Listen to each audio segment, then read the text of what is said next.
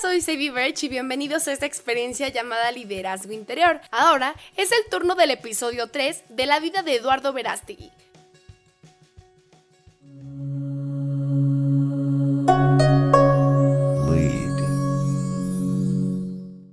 Como sabemos, Eduardo dio un giro en su vida. Después de una conversión, dejó de ser un actor porque, a su juicio, los papeles que interpretaba difundían valores negativos. Se convirtió en productor y su primera película, Vela. Las salas de cine le dieron muy pocos espacios debido al tipo de valores que transmitía, basados en una mujer que tiene un embarazo no deseado y a pesar de ello decide dar a luz. A pesar de todos estos obstáculos, la película ganó el Festival de Toronto y le permitió a Eduardo capitalizar su productora de películas. Su siguiente película fue Little Boy, que demandó inversiones millonarias. Es la historia de un niño que sueña con que su papá regrese vivo de la Segunda Guerra Mundial. Su contenido fue considerado religioso por las cadenas de proyección, ya que la historia se basa en la fe y en la esperanza del niño. Al cerrarse las puertas para exhibir la película en los Estados Unidos, Eduardo vio venir el final de su empresa productora. Estos son momentos determinantes en la vida de un líder. Hablamos de un productor de películas que ha convocado a inversionistas y actores en una gran empresa fílmica. Muchos líderes quedan atrapados en callejones sin salida, pero Eduardo posee una fibra especial que lo movió a buscar soluciones que nadie hubiera imaginado. Viajó a México y comenzó una gira por el país ofreciendo exhibiciones privadas a empresarios, gobernadores y líderes de opinión. La película obtuvo gran aceptación con estos círculos exclusivos. Con ello, logró que la cinta fuera proyectada sin restricciones, la cadena de cines más grande en América Latina y la cuarta a nivel mundial, Cinépolis. El éxito prosiguió y finalmente la casa productora de Eduardo logró recuperar las fuertes inversiones y obtener utilidades. Este aprendizaje sería muy útil para Eduardo en la siguiente aventura cinematográfica. En el 2015, cuando comenzaba a filmar Little Boy, un hombre se acercó a Eduardo con mucha gravedad. Tenía algo muy importante que decirle. Trabajo para un grupo de ex agentes de la CIA, del FBI y de Homeland Security, le dijo. ¿Ocurre algo malo?, contestó Eduardo preocupado. ¿Qué hice?, pensaba. El hombre fue directo al grano.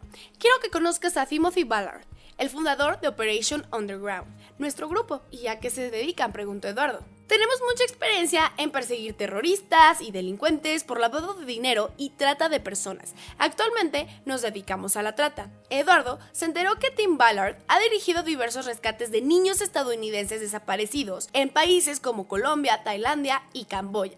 Desde la aparición del Internet, los casos de pornografía y esclavitud sexual infantil se han disparado en el mundo.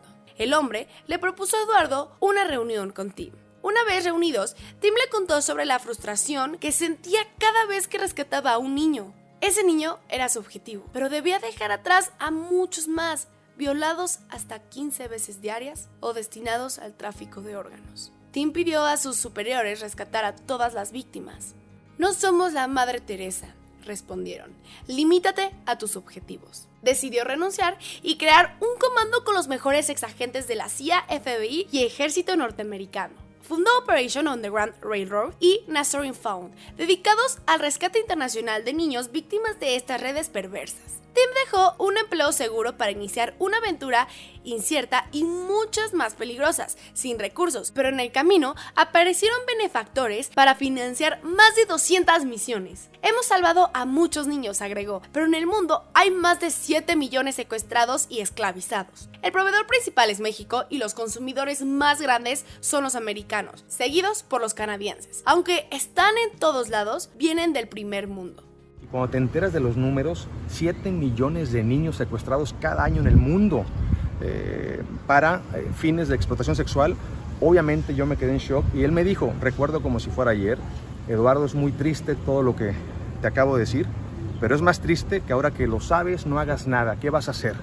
Y ahí me quedó claro que una nueva misión se abría en mi vida, le puse pausa a todo lo que estaba haciendo, llevo 7 años trabajando en este proyecto, en esta película. Ha sido muy difícil, muchos obstáculos, muchas... ¿Miedo?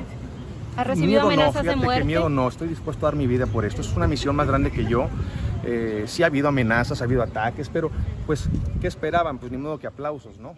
Tim le confió a Eduardo que su trabajo llamó la atención de varios productores de Hollywood, interesados en llevar la historia al cine, pero su equipo los investigaba y no eran dignos de confianza. No se trata de producir una película y ganar dinero, le dijo, sino de iniciar un movimiento a favor de esta causa. Necesitamos movilizar conciencias porque esta batalla no es prioritaria para los gobiernos. En muchos países apresan a algunos traficantes que sueltan dinero y vuelven a sus prácticas diabólicas. Yo creo que ustedes son los más indicados y quiero que produzcan la película, dijo Tim. La respuesta de Eduardo estaba dada.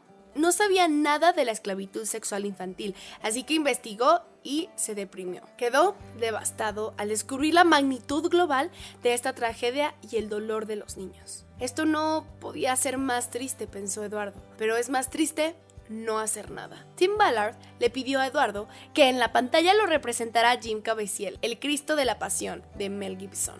Lo buscaremos, prometió Eduardo. Eduardo y Tim se hicieron buenos amigos. Eduardo le compró los derechos para llevar a la pantalla el rescate que realizó en Cartagena, Colombia.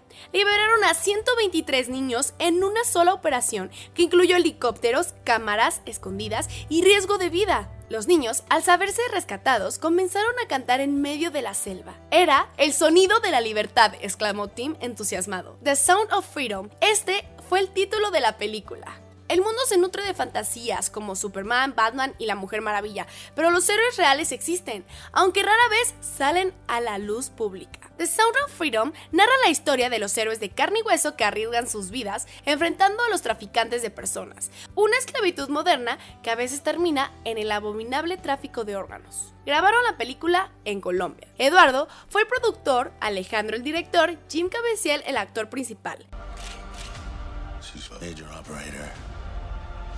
It's all rebel territory. No one goes in. Not the army, not the police, not us. Invirtieron 15 semanas, 40 locaciones, incluyendo Cartagena, Bogotá y Santa Marta.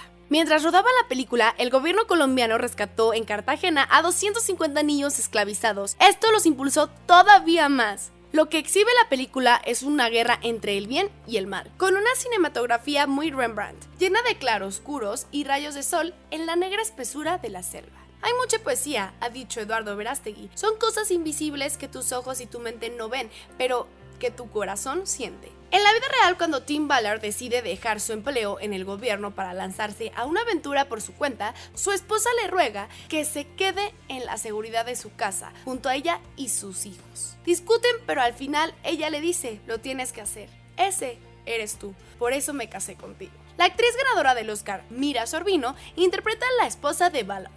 Jim Caviezel ha manifestado que esta es la película más importante que ha hecho después de La Pasión.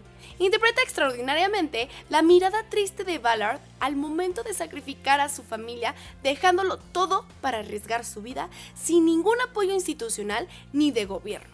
El sonido de la libertad, dice Eduardo, no es solamente el canto de los niños. Se ha transformado en un rugido sonoro, contundente y global. Hay que hablar, hay que concientizar. Pero cuando una vocación te llega, le tienes que entrar con todo, dispuesto a todo, ¿eh? A ver, si no están dispuestos, se los digo desde ahorita, si no están dispuestos a morir por esta causa y que su reputación sea destruida, ni le entre. Es triste que tanta gente no quiera tocar el tema, que lo evada porque el horror es muy grande. Tienen que entender que el mal triunfa cuando los buenos se quedan callados. Eduardo narra el caso de una jovencita víctima de trata en México, violada cientos de veces antes de ser rescatada. Le diagnosticaron estar muerta en vida y sin esperanza. Años después, la encontró en Roma, en un congreso convocado por el Papa Francisco, convertida en esposa y madre de 2 niños. Habló contra la trata y se llevó todos los aplausos. Había recuperado su vida. En la película, el propio Eduardo interpreta el papel de Paul Delgado, personaje que financió la operación de Colombia. Es un gran desafío combatir este perverso negocio, pues son redes de complicidades entre el que roba al niño, el que transporta, el que lo alimenta, el que lo somete, el que busca a los clientes, el que soborna a policías y jueces para liberar a cualquiera de ellos. Son redes grandes y poderosas. Le vendieron la película a 20th Century Fox, a su vez recién adquirida por Disney. Acordaron la fecha de estreno, pero lo impidió la epidemia global de coronavirus. La moneda estaba en el aire y Metanoia Films otra vez enfrentaba una tormenta, con posibilidades de caer en la ruina. La epidemia se prolongó, pero los inversionistas entendieron la situación y mostraron paciencia. Eduardo recordó lo que aprendió con Little Boy al llevar la película a una gira a presentaciones privadas por todo México. Esta vez se le facilitaba abrir puertas del máximo nivel porque eran tiempos de reclusión. En México recorrió nuevamente los 32 estados del país proyectando The Sound of Freedom en reuniones privadas, con propuestas específicas para erradicar la trata mediante esfuerzos bilaterales entre ese país y Estados Unidos, donde están los principales consumidores. Las víctimas son niños mexicanos y suramericanos principalmente. En estas giras por México hay gobernadores que cierran las puertas, otros se comprometen inicialmente pero reciben presiones y no firman a última hora. Afirma Eduardo que son redes muy poderosas, ligadas a empresarios, legisladores, jueces y políticos.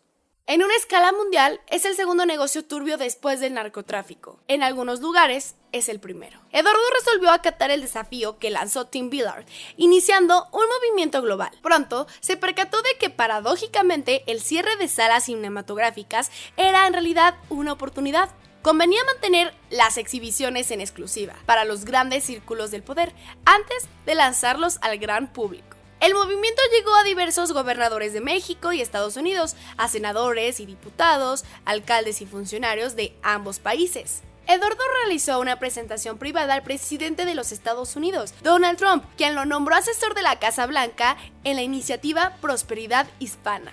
Las presentaciones privadas se multiplicaron y llegaron al Palacio de Buckingham y al Vaticano. La película se ha convertido en un detonador de un movimiento global contra la trata de menores, pero no en un nivel de masas, sino donde más se puede influir, es decir, en los círculos más importantes de poder a escala mundial. Eduardo presentó la película en Budapest, en el Political Network for Values, que dura 3 días. Lo acompañó Mel Gibson y hablaron del panorama mundial de la trata. Centenares de asistentes aplaudieron durante varios minutos de pie, algunos lloraron, se robaron el evento.